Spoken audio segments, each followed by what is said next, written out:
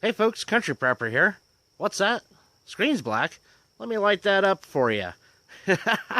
Oh, this headlamp is bright.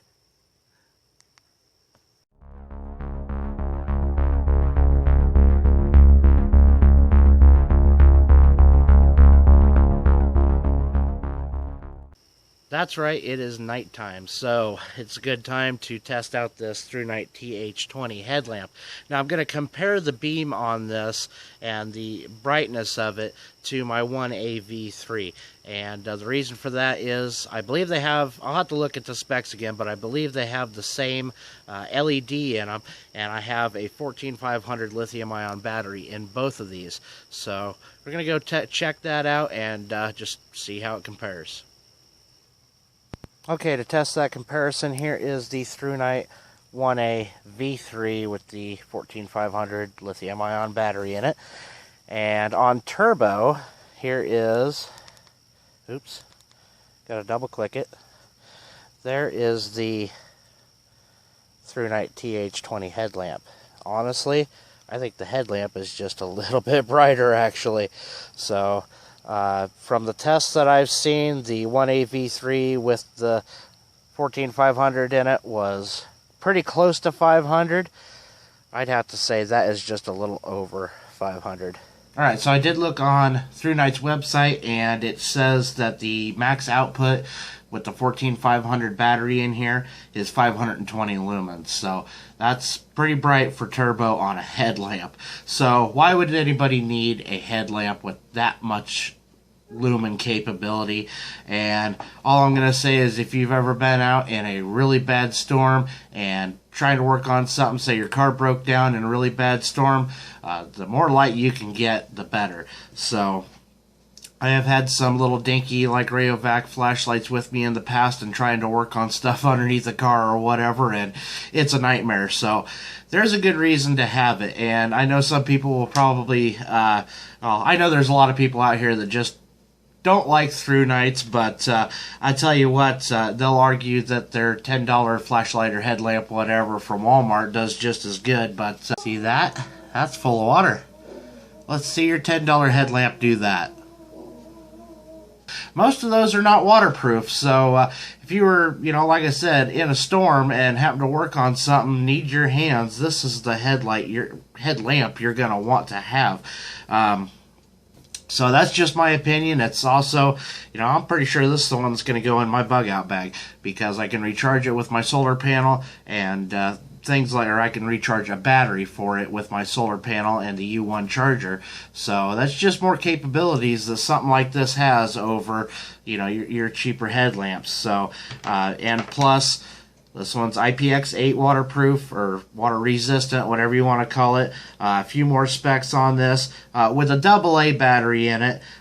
Firefly is 0.3 lumens for 14 days. Low is 1.6 lumens for 21 hours.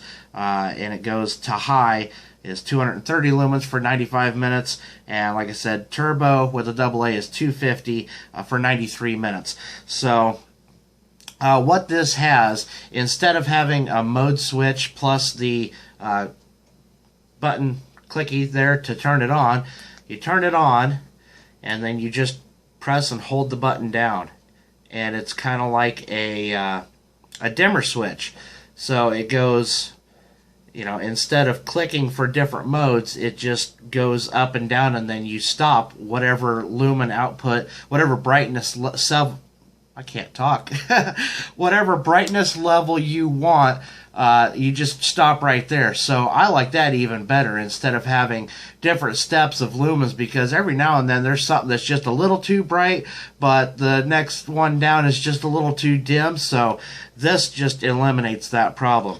Another cool feature that I'll show you here, I'll show you Firefly first. So just long hold press for Firefly, and then double click for turbo. I don't think I got it. There we go. There's turbo. And then double click it again, and you have an SOS function. So that is absolutely fantastic for a car kit, any type of survival kit, bug out bag. I mean, bug out bag, most likely you're not going to use it, but you never know. So it all depends on the situation. any type of an emergency car kit. I think I'm going to get another one actually and put in my truck, because that's just the absolute best.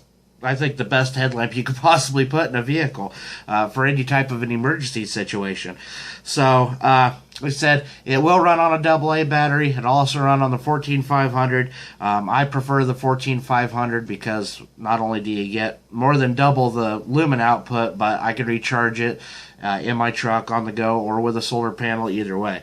So, couple other specs on this. It's impact resistant to 2 meters, weighs 96 grams without the battery.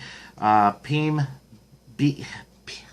really can't talk today. Peak beam intensity. How hard is it to say that?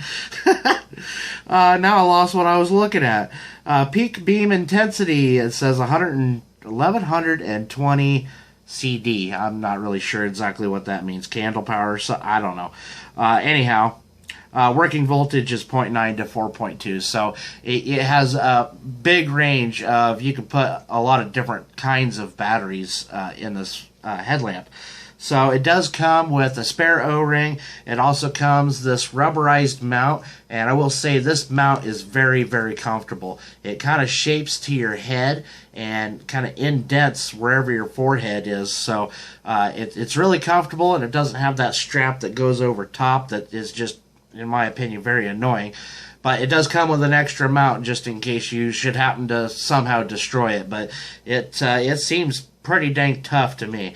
Anyhow, there's the battery compartment and then the clicky switch on the side.